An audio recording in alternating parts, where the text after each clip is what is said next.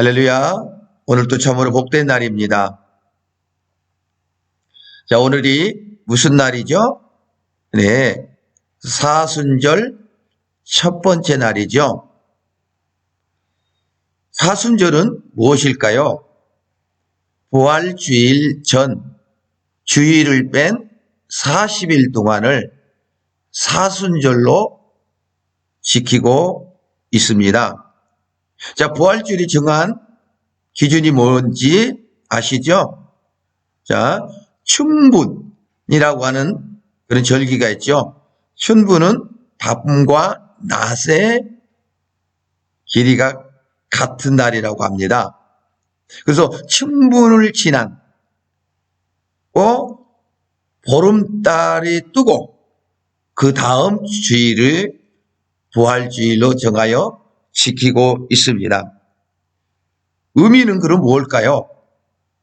때로는 금식도 하고 근신하기도 하죠. 그래서 한마디로 거룩한 생활을 하면서 예수 그리스도의 고난을 또한 보면서 또한 부활의 그런 은혜에 참여하게끔 하기 위해서 만든 절기라고 생각되어집니다. 그래서 저는 오늘부터 40일 동안 기적이 일어나는 사순절 매일 묵상이라고 하는 이 제목을 가지고 매일매일 이제 함께 은혜를 나누고자 합니다. 그 내용은 이제 출애굽기를 통해서 그 묵상을 하려고 합니다. 그래서 출애굽기 각 장을 요약을 해가지고 이제 나누면서 그리고 우리 성도들은 또한 이 내용을 숙지하고 그 장을 읽으면서 또한 그 의미를 되새기면서 사순절을 경건하게 보내기를 소망하는 마음 가지고 진행하려고 합니다.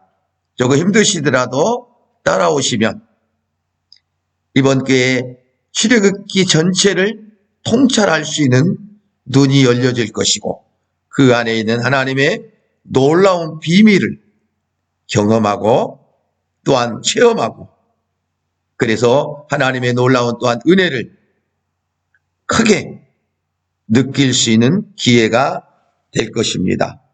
자, 먼저 출애굽기 전체를 한번 간단하게 보겠습니다. 출애굽기는 어떤 내용으로 이루어졌을까요? 먼저 1장에서 6장까지 보면 지도자 모세를 하나님이 준비하십니다. 그리고 나서 7장부터 14장까지 이제 10가지 재앙을 내리시죠.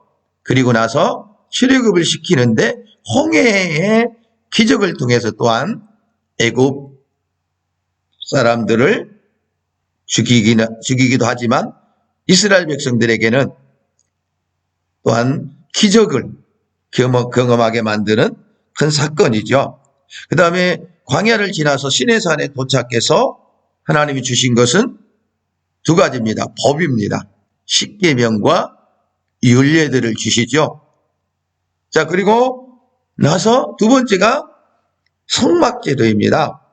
성막에 대한 것들을 이제 하나님이 말씀해 주시고 그리고 이스라엘 백성들이 그것을 만들어 마지막 40장에 봉헌하는 그런 은혜가 있는 그런 출애굽기입니다. 그래서 사순절도 40일이고 출애굽기도 40장이고 그리고 나서 마지막에 제가 강조하고 싶은 것은 이 성막이 성전이 되고 성전은 곧 우리 모든 믿는 사람들의 육신이라고 할 수 있죠. 그래서 거룩함으로 성화되는 그는 은혜를 누리면서 또한 부활주일을 맞이하는 그런 또한 복이 있기를 소망하면서 이 출애굽기를 선택했습니다. 자, 1장부터 또한 가보겠습니다. 자, 이 산을 보시면 왜 내가 이 산 그림을 가져왔을까요? 이제 보시면 알게 됩니다. 자, 출애굽기 1장은 4가지 주제로 이루어졌습니다. 자, 약, 야는 무엇일까요? 궁금하시죠? 조금 이따 보면 아십니다. 자, 그 다음에 백은 무엇일까요? 예, 그 다음에 반은 무엇일까요? 자, 그 다음 마지막으로 산은 무엇일까요? 그래서 이 산 배경을 가져온 겁니다. 그래서 야백바산 이렇게 암기하면 됩니다. 야백바산. 자, 제가 이렇게 할 겁니다. 야백바산에서 산. 그 다음에 그 2장에 가면 누가 나오겠죠? 야백바산에서 산. 예. 자, 기대하시기를 바랍니다. 자, 그러면 야는 무엇일까? 한번 보겠습니다. 네. 야곱의 후손들에 대해서 기록하고 있습니다. 백은 네, 백성 고난. 백성들이 이제 고난을 받게 되는 내용이고요. 반은 뭘까요? 자, 바로가 남자아이들의 살해 명령을 내립니다. 그리고 산은 그럼에도 불구하고 산파들이 신앙을 가지고 있는 사람들이라 그 명령을 거역하고 하나님의 축복을 받는 내용이 나옵니다. 자, 그럼 본격적으로 야곱의 후손들을 한번 보겠습니다. 네.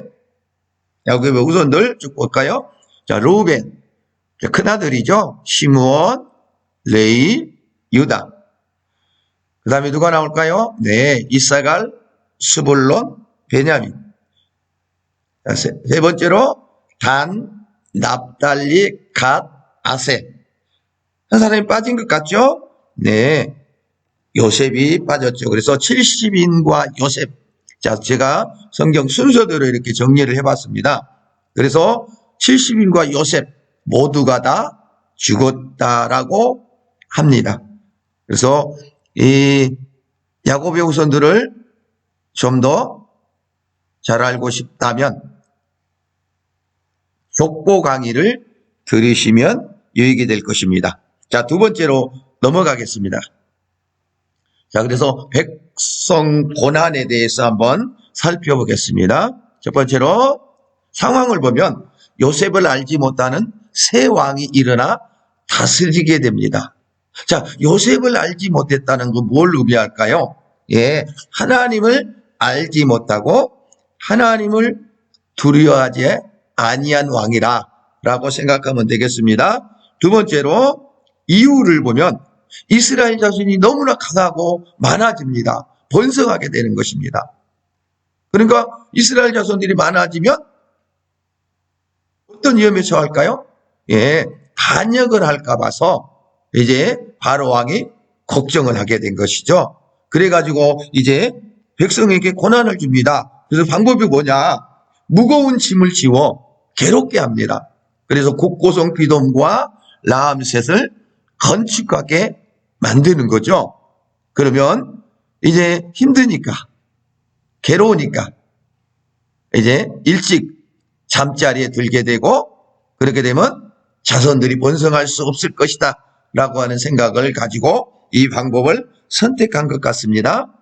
자, 결과로 보면 학대를 받을수록 더욱 번성하고 퍼져나갔다라는 겁니다. 자, 오늘 우리가 이것을 통해서도 우리가 한번 생각해 봐야 되겠죠?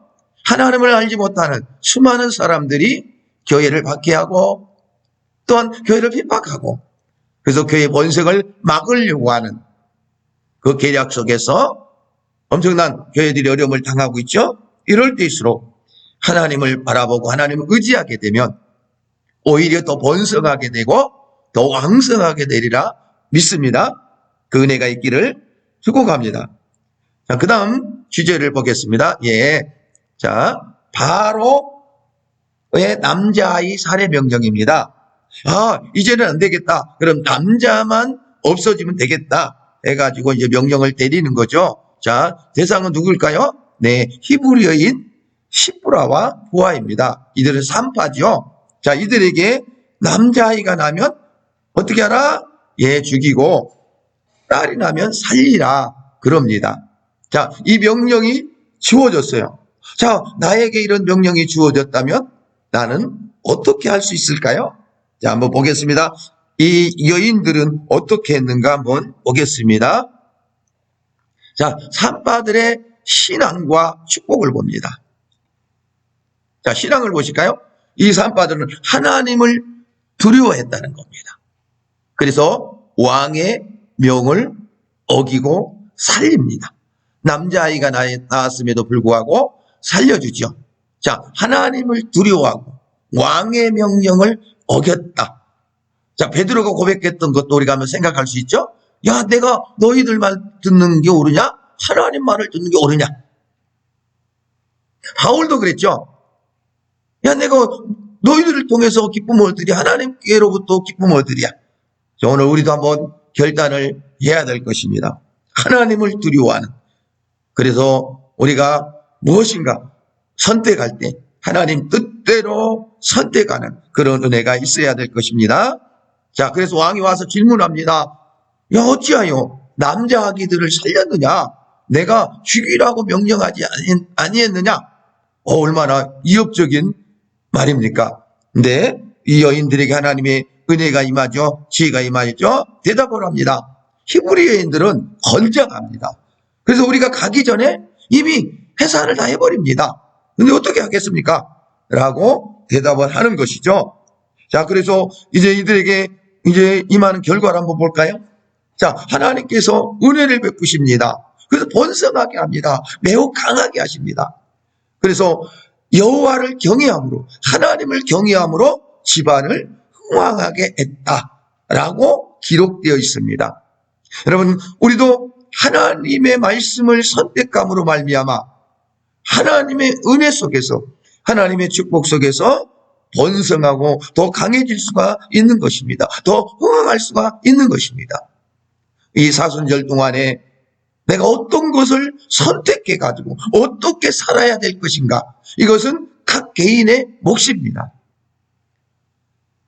그래서 매일매일 이 사순절 동안에 하나님의 뜻을 선택하고 조금 힘들더라도 좀 어려움을 당하더라도 그 하나님의 뜻대로 40일을 지나게 되면 그것이 내 몸에 배이게 되고 이후에 더욱더 큰 믿음 가운데 살아갈 수 있으리라 믿습니다. 그 믿음 위에 하나님은 은혜를 베푸시고 하나님은 놀라운 능력을 베푸시리라 믿습니다. 아멘. 자, 이제 오늘도 주님과 동행하며 큰 은혜 받으시기를 기도합니다. 축복합니다. 다음 시간에 또 뵙겠습니다. 평안하세요.